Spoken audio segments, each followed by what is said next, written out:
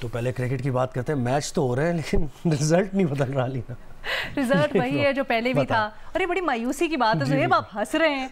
हुआ कुछ यूँ है कि न्यूजीलैंड ने पाकिस्तान को चौथे T20 में भी हरा दिया है। पाकिस्तान को चौथे वनडे में 7 विकेटों से शिकस्त हुई है ज़ुहैब। जी बिल्कुल, 7 विकेटों से शिकस्त हुई है। न्यूजीलैंड के डैरल मिचेल 44 गेंदों पर 72 रन उन्होंने बनाए हैं और ग्लेन फिलिप्स 52 गेंदों पर 70 रन बनाकर नॉट आउट रहे हैं।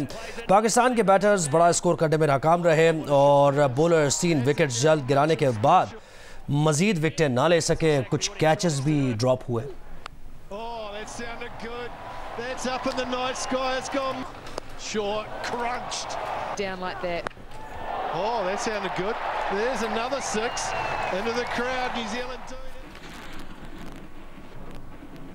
और पाकिस्तान T20 टीम के कप्तान शाहीन अफरीदी का इससे मुतल्लिक कहना था कि टीम को रिजवान ने अच्छा आगाज़ दिया, बदकिस्मती से दरमियाने ओवर्स में हमने कई मौके ज़ाय किए।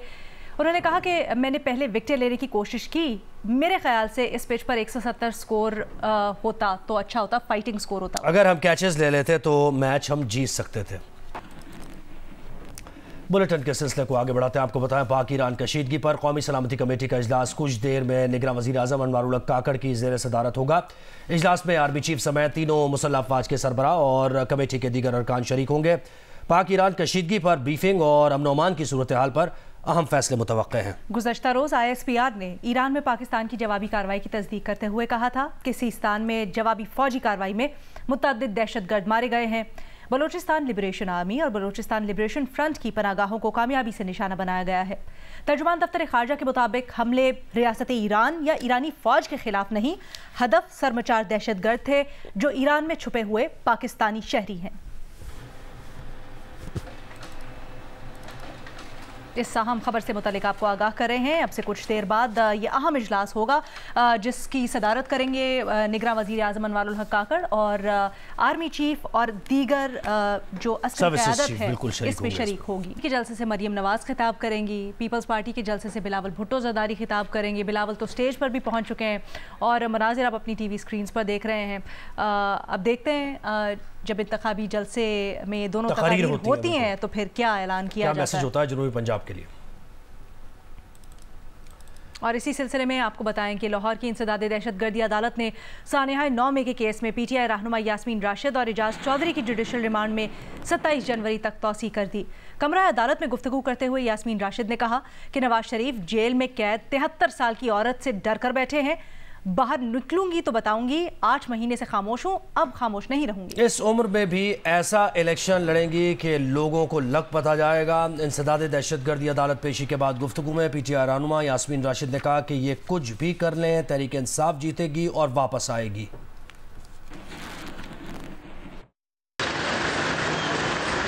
मैडम क्या कहना चाहेंगे? इंशाअल्लाह तहरीक इंसाफ दोबारा आएगी, इंशाअल्लाह तहरीक इंसाफ दोबारा आएगी। जो मर्जी ये कर ले, जो मर्जी कर ले। निगरां वज़ीर आला पंजाब मोहसिन नकवी ने सऊदी सफ़ीर नवाफ बिन सईद अल मालकी से मुलाकात की है। मुलाकात के दौरान सऊदी सफ़ीर ने कहा कि पंजाब बिलखुसूस लाहौर में निगरां वज़ीर आला की अनथक मेहनत नजर आ रही है। पाकिस्तान में सब कुछ है, सिर्फ मोहसिन नकवी जैसे मुखलिस लोगों प्लानिंग की ज़रूरत है। निगरां वज़ीर आला पंजाब ने कहा कि सऊदी अरब ने हमेशा मुश्किल वक्त में पाकिस्तान का भरपूर साथ दिया है। सऊदी अरब के बेमिसाल ताउन पर सऊदी हुकूमत के शुक्रगुजार हैं।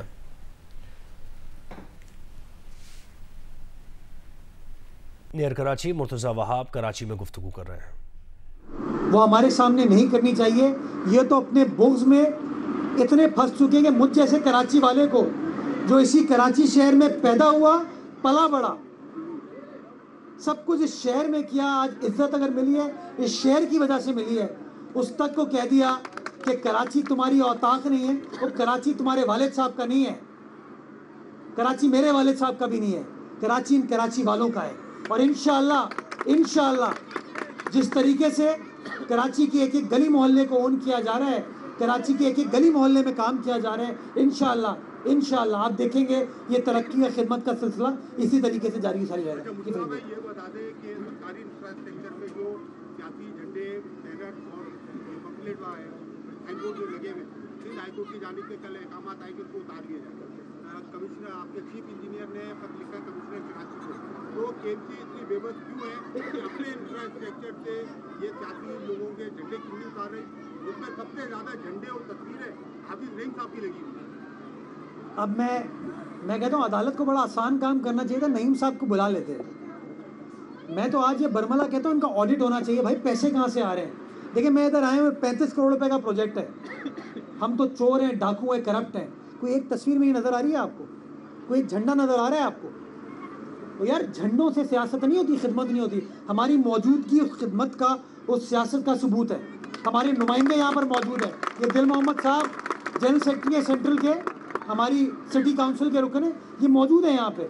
हुकूमत के देते आ रहे हैं, इसलिए देते आ रहे हैं कि मैंने कभी आपसे अलहदगी नहीं की है, आपसे झूठ नहीं बोला है, आपसे मुनाफिकत नहीं की है। तो ये वादे मेरे आखिरी वादे है जिंदगी की कि आपको मायूस नहीं करेंगे। पीपल्स पार्टी के रहनुमा खुर्शीद शाह सक्खर में खिताब कर रहे हैं। दूसरी तरफ मेयर कराची मुर्तज़ा वहाब मीडिया से गुफ्तगू कर रहे हैं। अमीर जमात इस्लामी कराची हाफिज नईमुर रहमान ने इंतखाबी मुहिम से मुताल्लिक़ सिंध हाई कोर्ट के फैसले पर तनकीद करते हुए कहा कि यह क्या बात हुई कि जिस उम्मीदवार की तस्वीर होगी उसके खिलाफ पर्चा होगा। कराची में गुफ्तगू करते हुए हाफिज नईमुर रहमान ने कहा कि बताया जाए कि तस्वीरें लगने पर बिलावल भुट्टो जरदारी के खिलाफ कितनी FIRs हुई हैं। हाफिज नईम का यह भी कहना था कि बिलावल लिसानी सियासत ना करें, कराची का फैसला भी बदीन या लाड़काना में नहीं होगा। ये क्या बात हुई जिसकी तस्वीर होगी और उस पर FIR कटेगी?